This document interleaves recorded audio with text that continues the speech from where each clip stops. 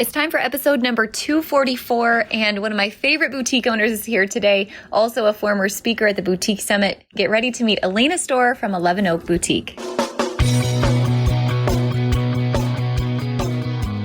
Let's talk about your business, strategy, and the juicy details of what actually works, from mainstream fashion to fashion on Main Street, and the entire ecosystem behind it. How do we scale your company and do it with the balance and the happiness that we all seek?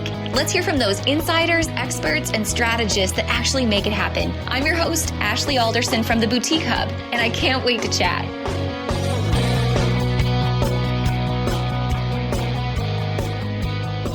Two years ago now, my friend Alana Stohr, the owner and founder of 11 Oaks Boutique, joined us at one of the first boutique summits to talk about her business, scaling her business online, and what it took to run successful Facebook ads.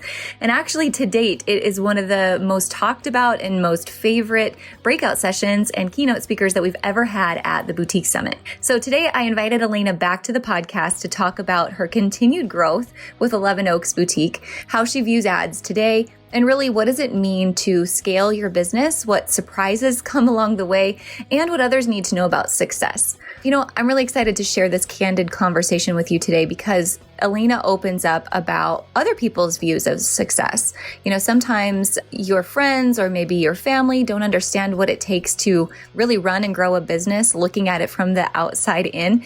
And Alana talks about this, as do I, about other people's perception of success and what that must mean for you as a business owner. So Alana, I know you're going to love her. She is one of the most sweet, genuine boutique owners I know. She has really worked her tail off. She's got 2 little kids. Her husband works in the business with her, and she's really going to open up today about the tips and secrets that have helped her to get where she is right now. So enjoy this conversation with Alana Stohr, the founder of 11 Oaks Boutique.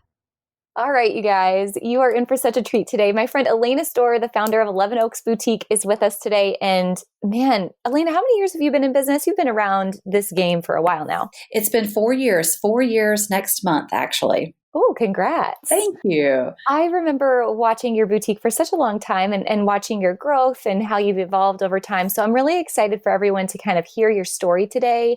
I know you've got so much insight as you've really scaled a business. So we've got all kinds of nitty gritty to cover. But to get started, of course, I want to hear kind of how you got into the business, and just for context, so everyone understands you're an online business, and kind of give us the details of how you operate today. Okay. So yes, the boutique is online only. I really, truly have no interest in opening a storefront. And I started the company again 4 years ago. And really, I began it with kind of like, I think a lot of other boutique owners, left my full-time job to stay home with my daughter, who was 2 years old at the time. And I really thought that I wanted to just be a stay-at-home mom. And after 1 month of being at home, I kind of decided, okay, I could do something. And I've always loved clothes. I've always loved fashion. And I had seen other boutiques pop up and thought, man, that looks just really interesting. I think that that might be something that I could do on a very small scale. I thought that it would require maybe like 2 to 3 days a week worth of work, and I could make just enough money to at least contribute somewhat to my family's finances.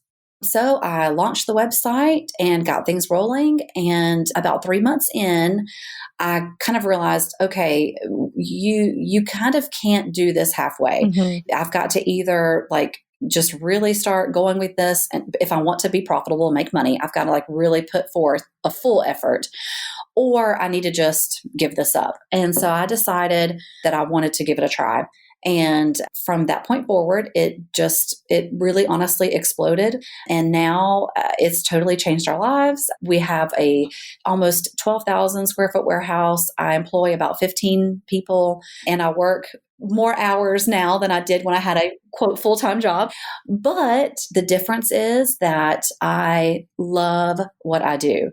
Every day I wake up and I'm just so thankful and so grateful that I have customers who love my style.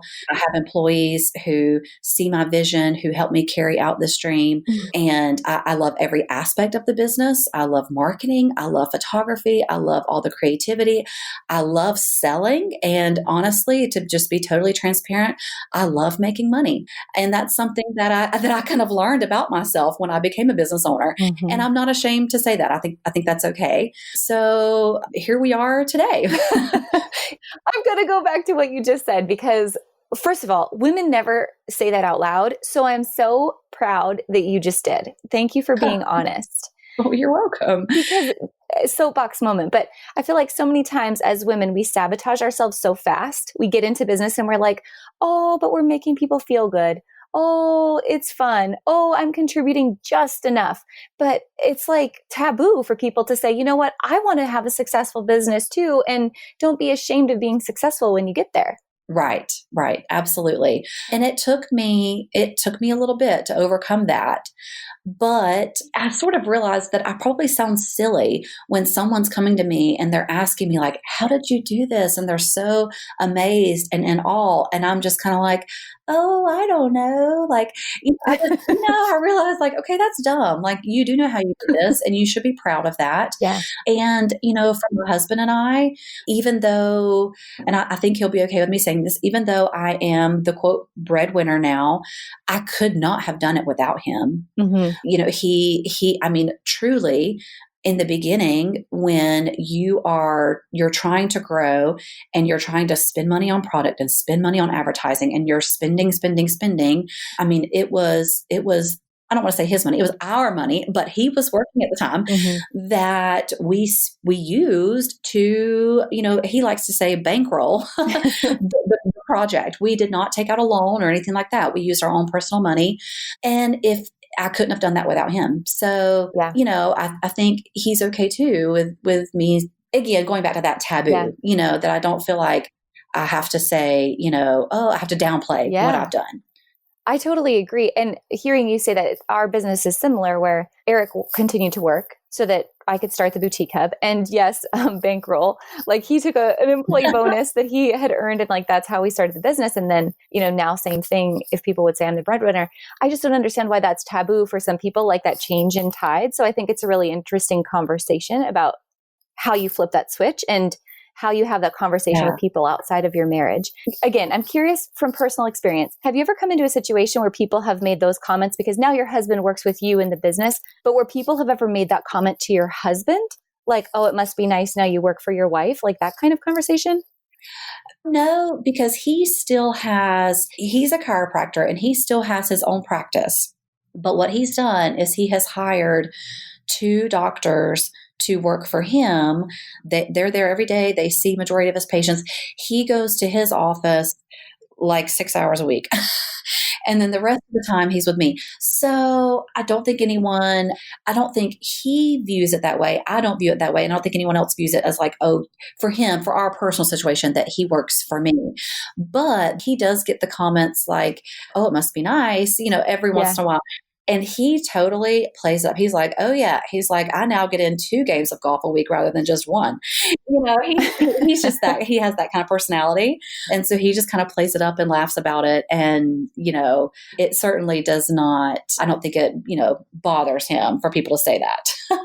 Yeah, that's awesome. I think that sounds like a really good way to handle it, because people, I think sometimes, like when your family has shifted like that, sometimes people don't know how to have that conversation with you. So I think that's so good that you can kind of put it back and just play on it, but also speak about it like you are today and make it okay for other people to step into that world as well, being proud of what they did. Absolutely. A whole podcast on just that. I think we could. This is an interesting turn of events. I wasn't expecting to have this conversation today, but I'm glad that we are. And hopefully for those of you guys who are at home and you've had that same situation, I'd love to hear your thoughts on it. I know you could probably send Alana a DM or send me a DM over on Instagram too, and we can keep that conversation going, because I think that we all need to talk about success and how to handle that and how to make it okay for everyone around you to come along that journey with you. Have you ever, again, I'm going to stay on this rabbit hole for just a minute, but on that topic, how do you handle it if people have looked at you, or maybe this has not happened, where people say, gosh, you've changed, or your business has grown and like now you're different, or maybe they treat you differently because of it, not you more so than your husband now? I honestly don't think that I have experienced that. No one's ever said that to me. Most people, and here's one reason why. I grew up in Florida, and And then Kenny and we just moved to this Nashville area about 8 years ago. And so when we moved up here, I didn't really know a lot of people. And then 4 years later, I started the boutique. So I guess for me personally, I'm not around on a regular basis a lot of people that kind of like knew me before. Mm-hmm. But I will say those that did, like family members and such, it's usually just, I'm so proud of you. So yeah, that's one thing that I haven't encountered. And I don't know if it's because I haven't changed or if it's just because, again, I'm not around a lot of people, regularly that kind of knew me before. Yeah, it totally makes sense. And I love that. It sounds like just having that conversation with your family, right? And them totally supporting you, right? That's what we're all after at the end of the day. Yes, absolutely. That means a lot. So tell me about your customer today. I know you have such a great, like a close relationship, very authentic relationship with your customer. Tell me more about the women that you serve specifically. Okay. They are generally going to be over the age of 25. I don't carry a lot of things that are super trendy, super edgy. I would probably even say, to narrow that even more, that majority of my customers are going to be between the ages of probably 30 and 40. She likes to be trendy, but still classy. Nothing too trendy, too edgy, but she likes to be comfortable, but also feel sexy. She most likely lives in a more rural area where she doesn't have like super easy access to, say, a shopping mall. I'm trying to think what else did I include in that description that I wrote? Do you most often connect with her in your Facebook group? Is that like your number one channel of communication? Yes, absolutely. I really think that's when we started our Facebook group, is when that really allowed me to get to know my customer much better, and to see who's behind my clothes, to actually see a picture of them. How old are they? Yeah. Where are they? What's their lifestyle, so that I know where are they going on a daily basis? What do they do? And then be able to figure out from there, what kind of clothing do they need for that? What kind of clothing do they want? Are they looking for? What are they willing to invest in? What styles are they willing to try? What styles are they going to just totally like shake their head no at?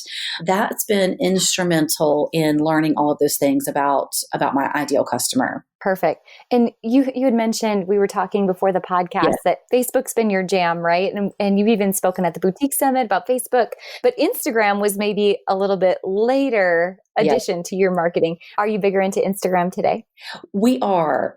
I'm investing a lot more time into Instagram. I've hired a gal who works for me, who that's pretty much her full-time thing, is to post on Instagram, to make our Insta story every day, to make it interesting and engaging and authentic. And so we're really trying to focus there more, because I totally missed the boat early on when I started this boutique. I really did. I focused primarily on Facebook, and I did that because I was getting return there, and I thought, okay, this is where my customer is. This is how I can reach them. And I knew that Instagram was there. I knew it was another platform that worked. But I honestly just kind of like dropped the ball. I really did. And that's been one of my absolute biggest regrets. And so because of that, I'm trying to do a better job of kind of keeping a pulse on, okay, what's the next, up and coming platform that I can reach my customer, whether it's an app or a website or whatnot, and make sure that I don't miss that boat again. So easy to do, right? It's so easy to get overwhelmed with all the options. So that being said, do you guys have your own app, and are you on TikTok yet? We are not on TikTok, but I'm getting ready to do that. I just downloaded the TikTok app probably a month or two ago, and I'm like obsessed with it. It's amazing. And so that's one of our goals for my newly created team, for us to get focused on that. We are currently developing an app and hoping, cross my fingers, we're hoping to launch it 2 or 3 weeks before Black Friday. And I will say, with an app, one thing that I kind of had to, I'm compared to my competitors, I'm probably one of the last boutiques that does not have an app. And I think the reason why I didn't prioritize it in the very beginning is because I knew that it was going to be a platform to better reach my existing customers. It's not really a tool so much to reach new customers. And so I think I just felt like, okay, I need to reach more people, get more customers, which is good, but it is more costly to do that. It's cheaper, and you know this, to get your current customers to just buy more. So we're now like, okay, it's time. We've got to circle back to this. Right. I actually have a very, very good customer retention rate. I think so far, year to date, I have a repeat customer rate of around 75%. Wow, that's awesome. And really, and to just brag on myself a little bit, I have a very, very good conversion rate. My conversion rate typically stays close to 3%. Strong. Once I get people to my site, they're buying, they're liking what they see, it tells me that I've got to drive more traffic to my site, but also that high customer retention rate and repeat customer rate tells me, okay, if I could give them an even easier avenue of shopping, basically, then I could possibly, increase sales that way as well. I love that. I'm nerding out listening to your numbers, and I'm just thinking about watching your business grow over the years. Do you think a lot of this, as strategies change, because I know you've gotten so into video now and you do a lot of comment selling, but one thing that you've maintained through even changes in how you post things is your brand has always remained so strong. You've kept the same model, and I know you've added some additional models in. I know you're getting in front of the camera once in a while as well in your videos. Do you think some of those changes help that retention rate as well? Absolutely. I have been very fortunate, I feel like, to still have my same original model because I know that my customers just really relate to Haley. I think that's the one characteristic she has that has really worked well for me. She's just relatable. She's beautiful, but not in a intimidating way. She's just got that girl next door vibe, and that has worked for my business and for my customer. So I think that's helped. I have added Christina, who just has a really strong personality. She's super relatable. I think that's helped. And then I certainly hope that it's also helped that I try to jump on in the video or whatnot in a live whenever I can and feel like I actually, okay, did I come to work with makeup today? That kind of thing. I'll try to jump out there. And then, I definitely, I do my best to stay active in the Facebook group. I have an employee or team member who primarily manages it, but every day I'm in there trying to respond to customers, making sure that I comment on every customer who posts a picture wearing, an EO outfit.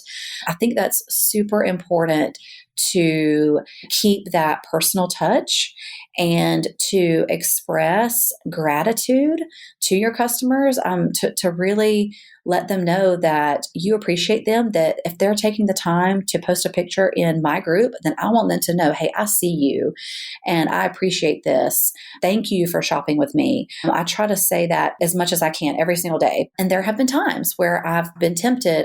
In fact, my husband has said, you need to just get out of the group so that you can disconnect for a little bit.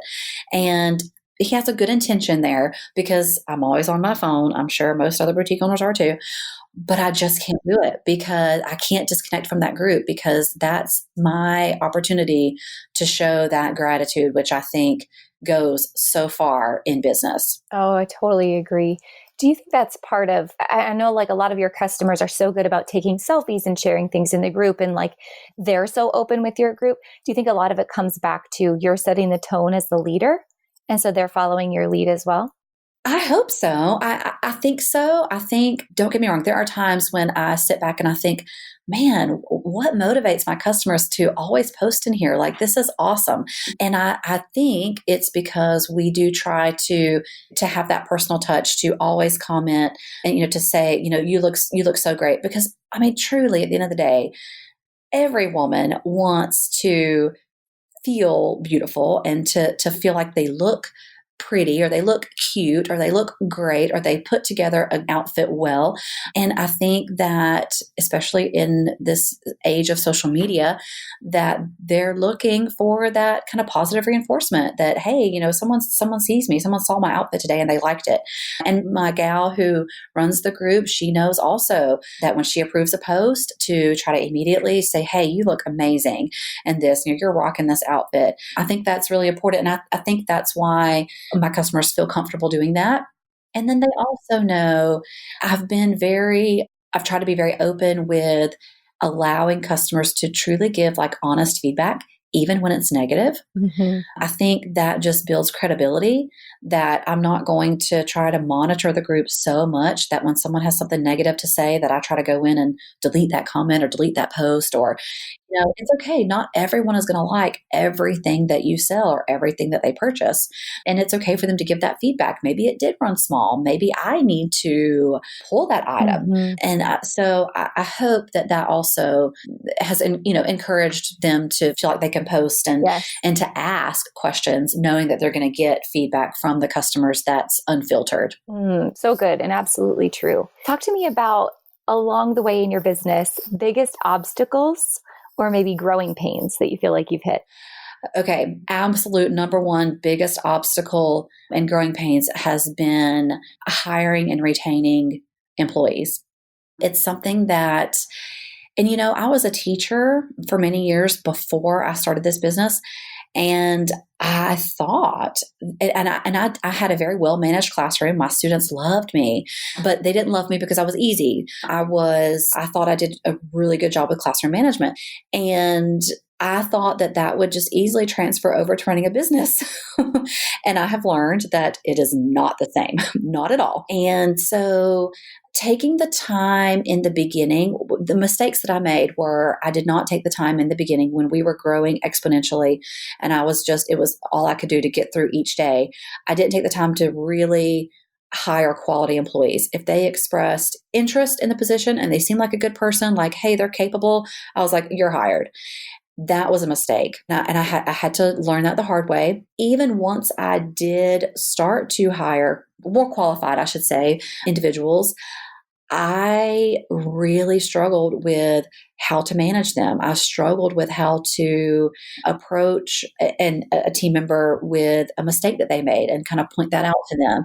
I struggled with communicating my vision for the boutique, and it was really, really hard. And I really thought that it wasn't me, that I was doing a great job, that there was something wrong with this person that I hired. And I had to step back finally and say, okay, you have a high turnover for a reason. And really, I don't want to chase the rabbit too much. Sometimes I ramble, but I hired a friend of mine. It's probably been 6 months ago now. And within 8 weeks, she quit. Really? She did. And she did that to save our friendship. And we're still best friends now. Mm-hmm. And we had some heart to hearts. We had some conversations that ended in tears, but were very humbling for me, very eye-opening. And you know what?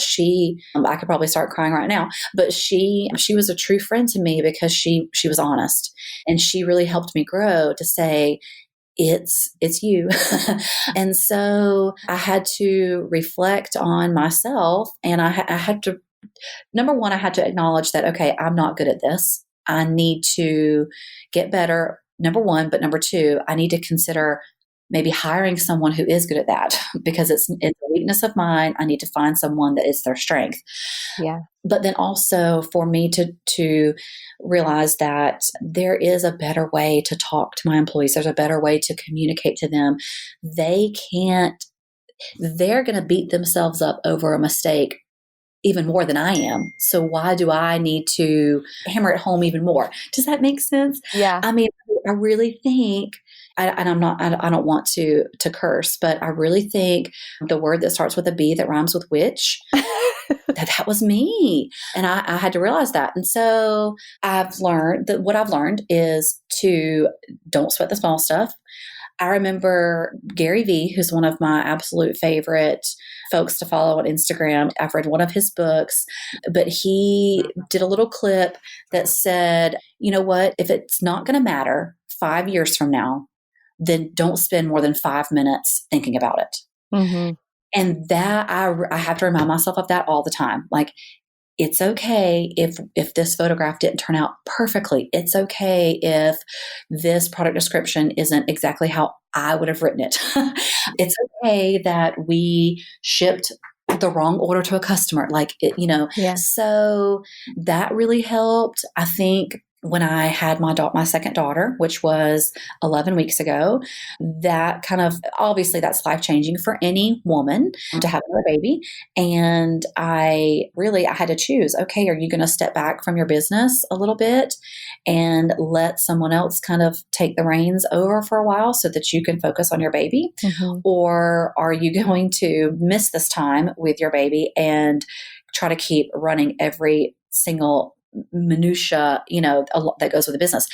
And I had to go back to that quote and say, what's going to matter most 5 years from now? And of course, it was this time with my baby girl. So that was probably, again, one of the best things that ever happened to me, because it forced me to step back, to give more responsibility to my employees, and then to trust them, and to, if they messed up, say, hey, you know what? It's okay. I've messed up too. Don't sweat it, Alana, And if they did they went to a photo shoot and they didn't maybe do everything exactly how I would have done it, that's okay too. You've got great photos, and that's all that matters. I mean, I was just trying, I think, to micromanage every single aspect, and that's impossible. And it was driving people away. Mm-hmm. I feel like I've really rambled on that. Hopefully. No, but it's so many good, important things. I was curious to know two things. One, was there, like, besides Gary Vee, was there like a resource or a book or somewhere you went to find help to make some of those realizations? And then did you change the way that you communicated also by, like, team meetings? Do you have all team meetings every week, or, like, what's the method in which you all communicate as a team? So, okay, to go back to with Gary Vee, or a book, I have not read a book or used a resource for managing, other than I will say the Bible and my faith, and realizing that not only was I a difficult boss, I think, to work for, I was not, I was not interacting with these people the way that Christ would. Like, I wasn't doing things that way. And so I had to realize too, what matters most 5 years down the road. And I would like for my employees to know that I manage this business in a Christ-like way. And so I have kind of fallen back on some of those principles that I grew up with that I needed to kind of get back in touch with. And then let's see the second part of your question. Oh, how do we communicate? So I will say that we are not having weekly team meetings right now, primarily because of the baby. I'm still really trying to work from home as much as I can with her, but I'm still here twice a week at a minimum every week. But still a lot of our communication, I think when I say communicate better, I think really just the way that the way that I've empowered them to use their own judgment. Here's an example of something that I'm envisioning. Here's something that I want us to do, but you know what? I want you to use your own judgment. I think that message to my employees has made the most impact on how things are different now. However, we are going to move to those weekly team meetings, because I now that I have a larger group, or I say larger, one extra person, but still, and I feel like I've really took time with the last 3 girls that I hired. I really took the time I interviewed almost every single one of them twice. I had one of them even come here and do like a shadowing. And she came all the way from Alabama, and I asked her to spend half a day with us. So I think now that I've really got some good folks, they're being very patient with me with having the new baby. And then we're going to be ready here soon to like really rock and roll and start, I think, accomplishing even more things when I can let go of, I don't want to say let go of my motherly instincts, but like, I can be down here more and that I'm not missing everything. Does that make sense? It totally makes sense. And I think everyone listening can probably sympathize with you in a couple ways. Number one, I think as business owners in general, we all are control freaks. Like when you build something that you're so proud of, you feel like nobody else can do it quite like I can do it. So it's really, really hard to let go of that control. Right. But I mean, number two, you're not a new mom, but a mom of an infant and having two babes, then that's hard too. It's a complete life adjustment. And not to mention like hormones on top of it sometimes impact our emotions. I mean, right. Not that that's ever happened to me. No, I'm just kidding. Right. But no, I think that we all are definitely on the same page with you there. Talk to me about your schedule now and how, you're in the busiest time of the year and you've got an 11-week-old baby and another little girl. She's 6, right? Yes. Mm-hmm. Okay.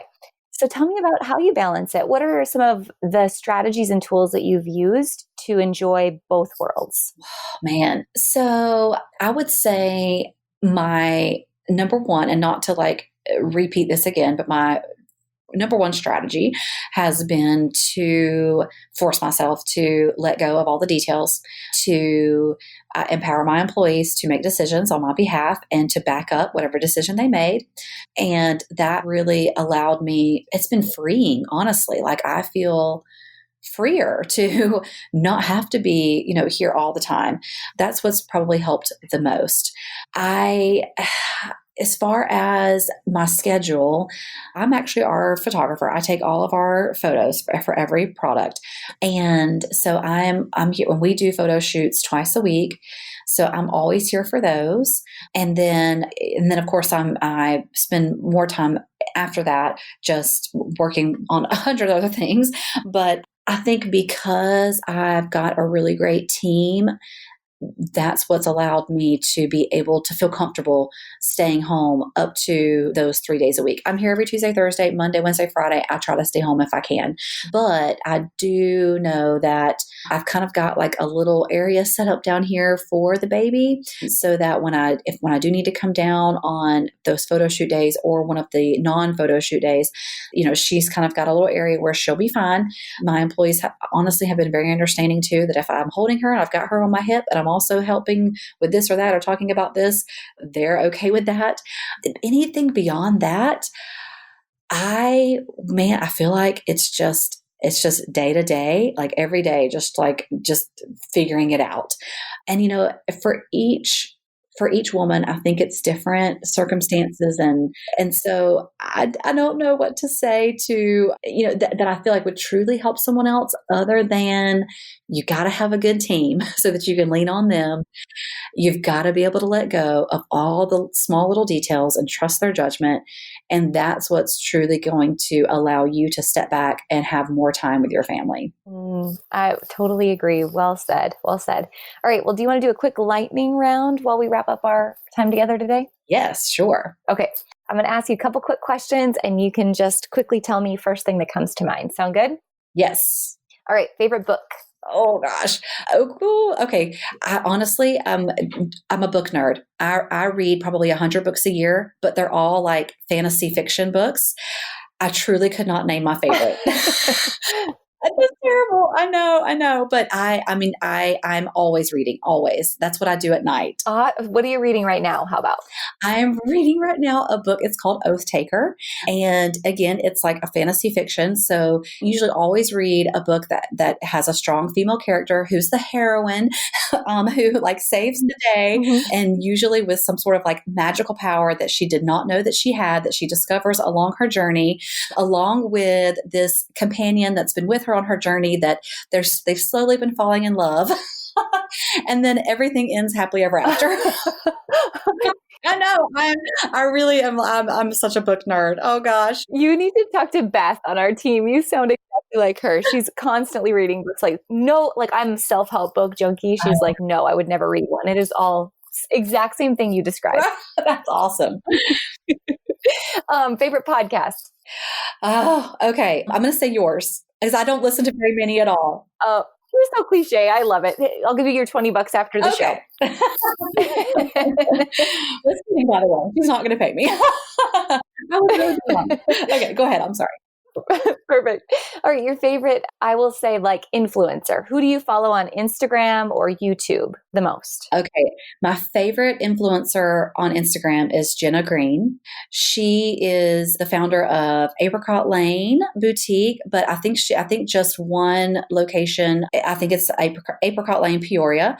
She owns the boutique, but she's also an influencer. So she promotes all kind of, brands and companies. I just love her. She's a mother. She is so real. She is just down to earth.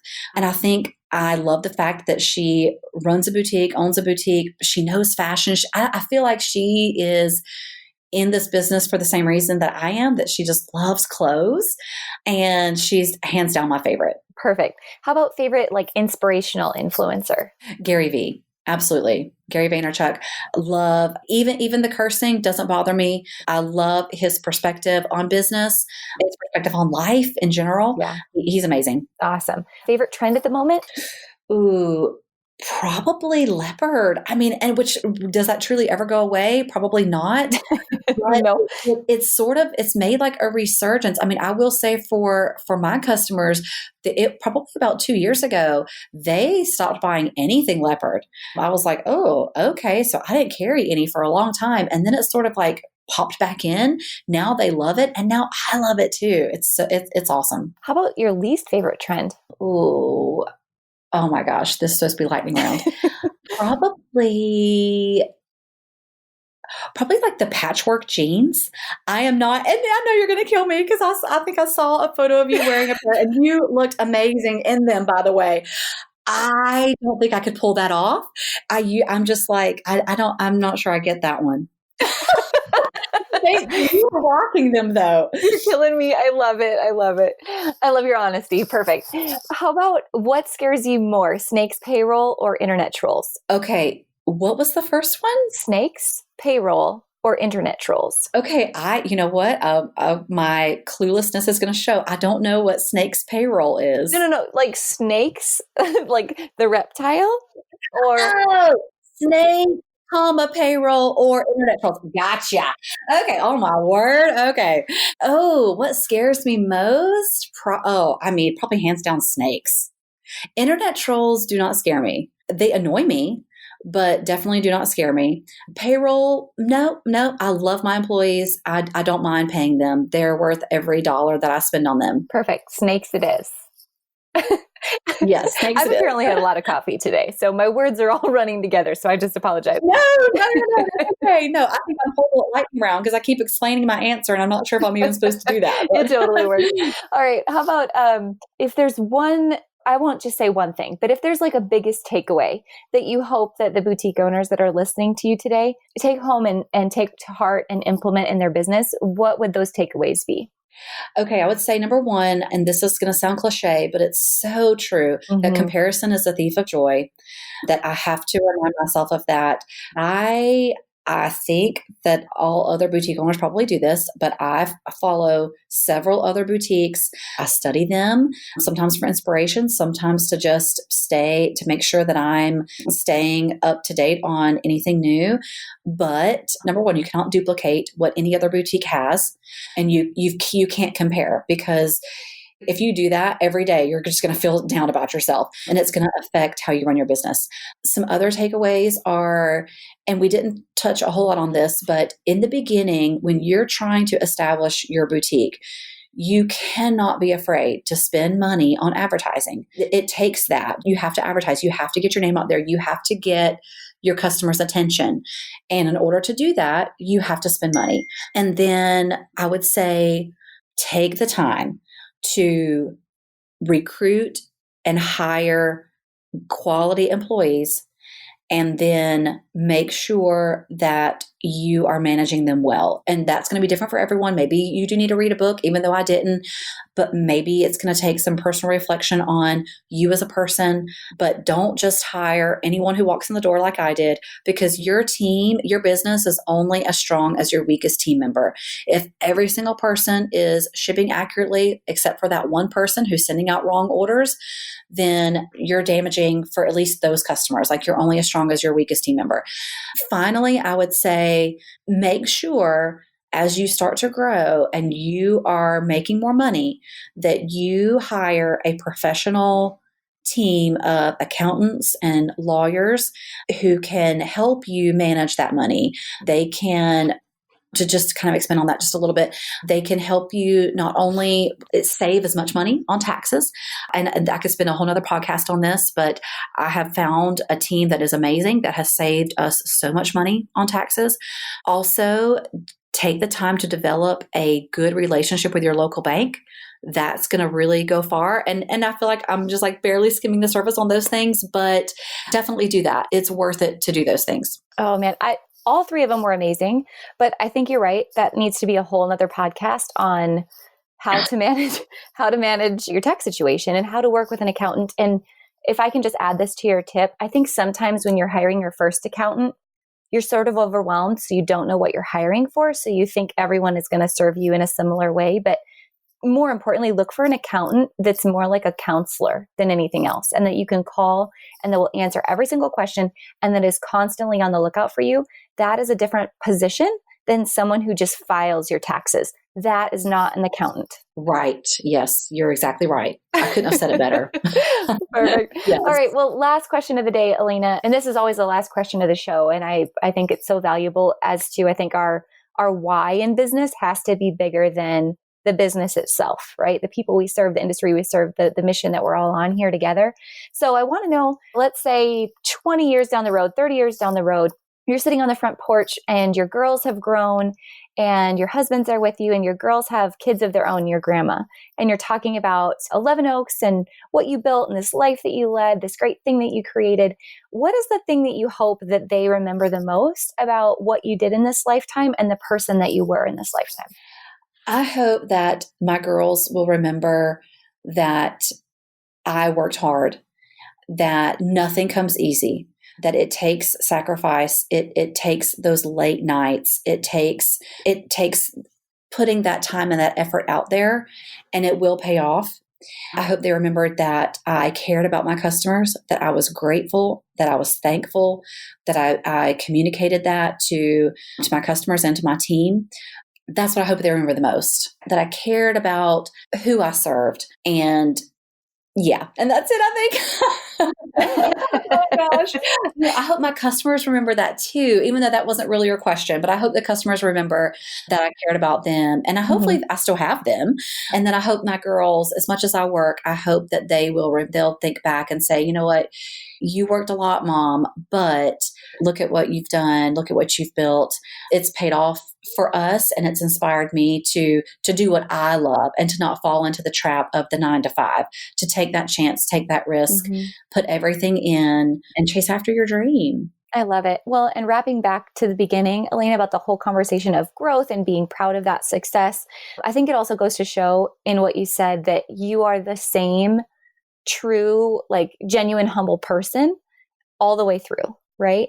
And so no level of success or whatever happens, the ups and downs of business, because we all know that that's such a reality. None of that changes you as a person. Like, you're there to give back and to inspire others and to be the same person for your customers and be there for them every single day. So I just want to commend you for that. And thank you for sharing that side and that story with our community, and for being a member of our community for so long. I really, really appreciate that. Well, thank you so much. That means a lot to me. I appreciate you. And thank you for asking me to be a part of this podcast. This was really fun. I love everything that you do.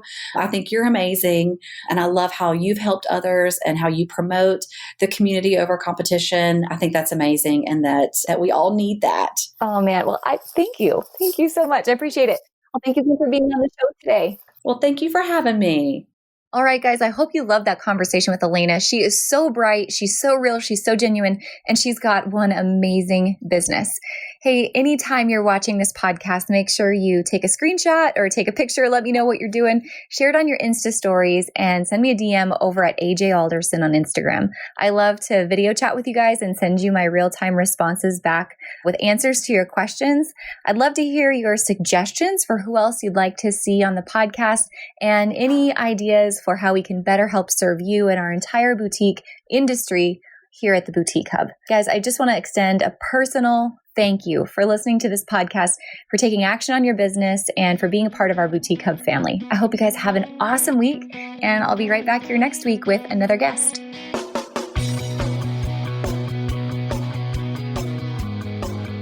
Hey guys, thank you so much for listening to this episode. We hope that you loved it. Don't forget to hit subscribe and leave a rating and review down below for a chance to be one of our featured listeners each and every week. For more information on our spirit of community over competition and how to access complete show notes and bonus downloads from our guests, head on over to theboutiquehub.com and join the community. We'll see you next week.